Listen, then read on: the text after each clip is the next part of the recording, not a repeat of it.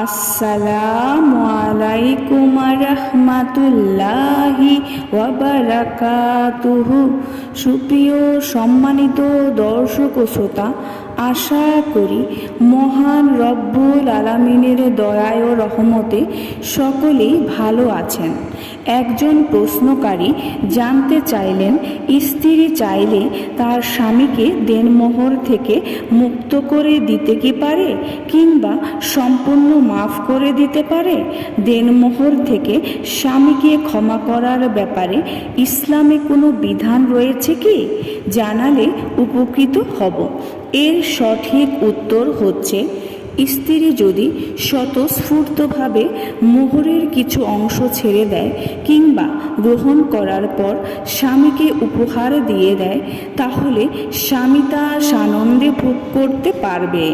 পূর্ণ মোহর ছেড়ে দেওয়ার বা পূর্ণ মোহর স্বামীকে উপহার দেওয়ার অধিকার স্ত্রীর রয়েছে, তবে সাধারণ অবস্থায় পূর্ণ মোহর না দিয়ে কিছু অংশ দেওয়াই ভালো। আল্লাহ তাআলা বলেন, অতএব তাদের নিকট থেকে তোমরা যে আনন্দ উপভোগ করেছ সে কারণে তাদের ধার্যকৃত মোহর তাদের প্রদান করবে। আর মোহর নির্ধারিত থাকার পরও কোনো বিষয়ে পরস্পর সম্মত হলে তাতে তোমাদের কোনো অপরাধ হবে না।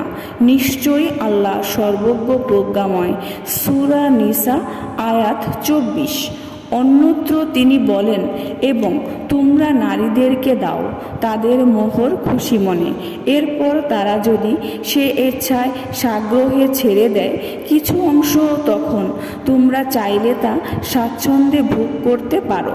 সূরা নিসা আয়াত 4। তবে এখানে কিছু কথা জেনে নেওয়া আবশ্যক। এক মোহর মূলত একটি সম্মানী যা স্বামী তার স্ত্রীকে দিয়ে থাকে, যার মূল উদ্দেশ্যই হলো নারীকে সম্মান ও মর্যাদা দেওয়া। এটা শুধু কথার কথা নয়, যা শুধু ধার্য করা হয়, পরিশোধ করার বাধ্যবাধকতা থাকে না বলে আমরা অনেকেই মনে করি। বরং শরীয়তের উদ্দেশ্য হলো, যখন কোনো পুরুষ স্ত্রীকে ঘরে আনবে তখন তাকে মর্যাদার সঙ্গে আনবে এবং এমন কিছু উপহার দেবে যা তাকে সম্মানিত করে। শরীয়তের দৃষ্টিতে এটা এতটাই অপরিহার্য যে মোহর ছাড়া বিয়ে হয় না। আকদের সময় উল্লেখ না করলেও কিংবা না দেওয়ার শর্ত করলেও মোহর বাতিল হয় না। দ্বিতীয় বিষয়টি হচ্ছে, উক্ত আয়াতদ্বয় থেকে কিছু বিষয় প্রমাণিত হয়। তার মধ্যে অন্যতম হলো মোহর আদায় করা ফরজ। কেননা স্বয়ং আল্লাহ তাআলা মোহর আদায়ের আদেশ করেছেন। সুতরাং স্বামীর কর্তব্য যথাযথভাবে মোহর পরিশোধ করে দেওয়া। বিয়ের দিনে মোহর যদিও একটি মধুর লেনদেন এবং ওইভাবেই তা আদায় করা উচিত, অর্থাৎ সম্মানের সাথে হাসি মুখে তার সামনে তা পেশ করতে হবে।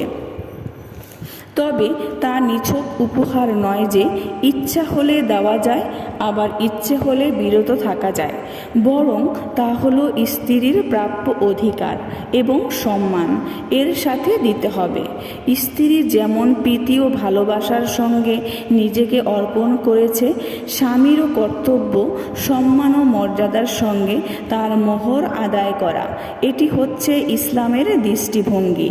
অতএব মোহরের উপর নারীর অধিকার সাব্যস্ত হওয়ার পর তা পরিশোধ না করা কিংবা অন্যায়ভাবে ফেরত নেওয়া সম্পূর্ণ অবৈধ, হারাম। স্ত্রী যদি স্বতঃস্ফূর্তভাবে মোহরের কিছু অংশ ছেড়ে দেয় কিংবা নেওয়ার পর স্বামীকে উপহার দিয়ে দেয়, তাহলে স্বামী তা স্বাচ্ছন্দ্যে ভোগ করতে পারবে। পূর্ণ মোহর ছেড়ে দেওয়া বা পূর্ণ মোহর স্বামীকে উপহার দেওয়ার অধিকার স্ত্রীর রয়েছে। তবে সাধারণত অবস্থায় পূর্ণ মোহর না দিয়ে কিছু অংশ দেওয়াই ভালো। স্ত্রীর মোহর ফাঁকি দেওয়া অতিহীন কাজ, কারণ এর অর্থ দাঁড়ায় ভোগ করতে রাজি কিন্তু বিনিময় দিতে রাজি নয়। যে স্বামীর মনে স্ত্রীর মোহর আদায়ের ইচ্ছাটুকুও নেই, হাদিস শরীফে তাকে বলা হয়েছে ব্যভিচারী। স্বামী যদি চাপ দিয়ে বা কৌশলে পূর্ণ মোহর বা কিছু অংশ মাফ করিয়ে নেয়, তাহলে আল্লাহর বিচারে তা মাফ হবে না। তিন নাম্বার, কারো মনে হতে পারে জীবনে তো কত কিছুই স্ত্রীকে দিয়েছি, সব কিছু তো আমার উপর অপরিহার্য ছিল না, সুতরাং বিয়ের সময় সামান্য যে কিছু টাকা ধার্য করা হয়েছিল তা নিয়ে এত চুলচেরা হিসাব নিকাশের কী প্রয়োজন? এই ধারণা কোনোভাবেই ঠিক নয়। কেননা মোহর আদায়ের নিয়ত ছাড়া নিছক উপহার হিসেবে যা কিছু দেওয়া হয় তার দ্বারা মোহর আদায় হয় না। আর পাওনাদারের পাওনা পরিশোধের ক্ষেত্রে চুলচেরা হিসাব করা দোষের বিষয় নয়, বরং হক আদায়ের সতর্কতার কারণে তা প্রশংসনীয় বটে। তেমনি পাওনাদারও যদি চুলচেরা হিসাব করে পাওনা বুঝে নিতে চায়, তাহলেও তার নিন্দা করার অবকাশ নেই, কারণ এটা তার অধিকার। তবে কোরআন হাদিসের উভয় পক্ষকেই সহজ ও উদার হওয়ার প্রতি উৎসাহিত করা হয়েছে। কেননা মোহরের ক্ষেত্রে এমনও কথিত আছে, তোমরা মোহরের বাজার এতটা ব্যয়বহুল করো না যে জিনার বাজার প্রসার লাভ করে। সুপ্রিয় সম্মানিত দর্শক শ্রোতা, আশা করি ভিডিওটি ভালো লেগেছে।